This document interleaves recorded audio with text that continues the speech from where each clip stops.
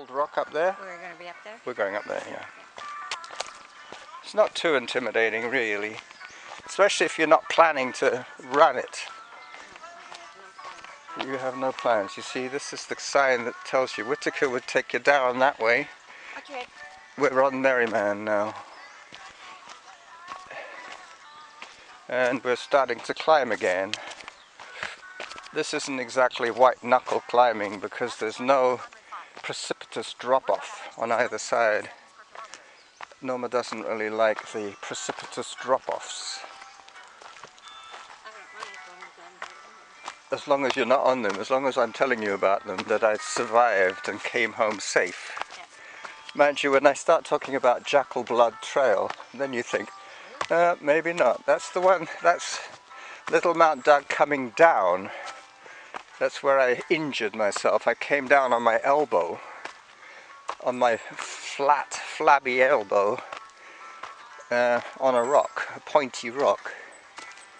You see that little bald rock I was telling you about, that's it there. So we've climbed that much already.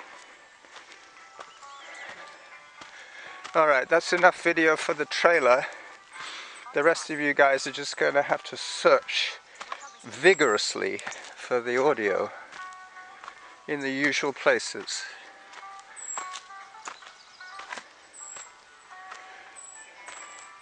So these are the jackals signing off on the trailer video. Podcast version video coming up from here to the top in video.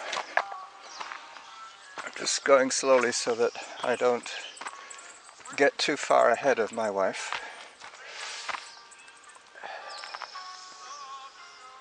Well, you can get ahead, but it's not going to make me go any different. No, I'm just going to stay here so I can wait for you, rather than... I don't like the mystery of not knowing what's happened to you for more than a few minutes at a time.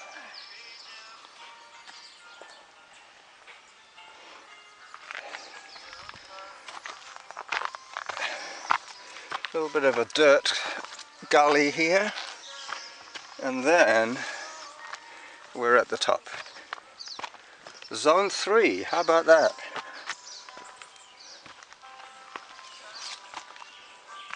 I'm trying to do this with no hands. I would feel a little safer if I put my camera away and my voice recorder, but we're so close to the top now. I can almost smell it.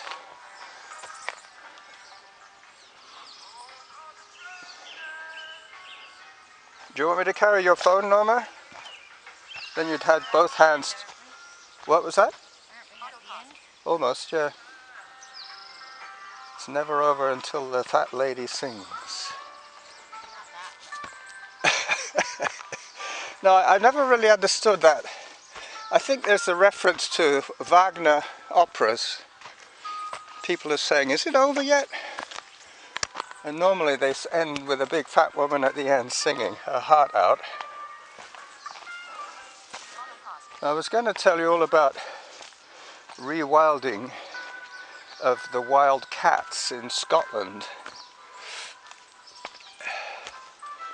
There's a program going on where they're getting these wild cats that used to be quite common in Scotland to breed in captivity, but the problem they're having, Why would they want to do that? because they want to repopulate the area because of the degradation, the food pyramid thing.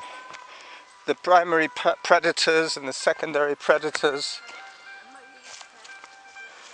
Well, the wild cats, they're not feral cats, they're a species of wild cat that died out in Scotland, and they're reintroducing them from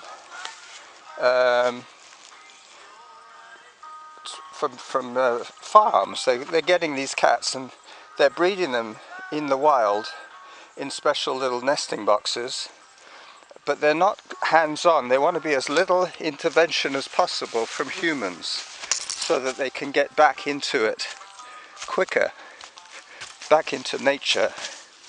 And they have GPS tags on all these cats so they know where they get to. And some of them have got to the summit of some of the highest mountains. Or like just for the heck of it, because why are they going up there? They want to escape. They might want to escape, yeah. Well, that's the other thing. They're using electric vehicles to monitor the park as rangers, because they say that they don't want the animals to associate the sound of cars with when they get fed. So they sneak up in their electric vehicles, feed them, and then sneak away. Why are they feeding them? Well, because they need some support. They're not totally feral. They're not totally fending for themselves.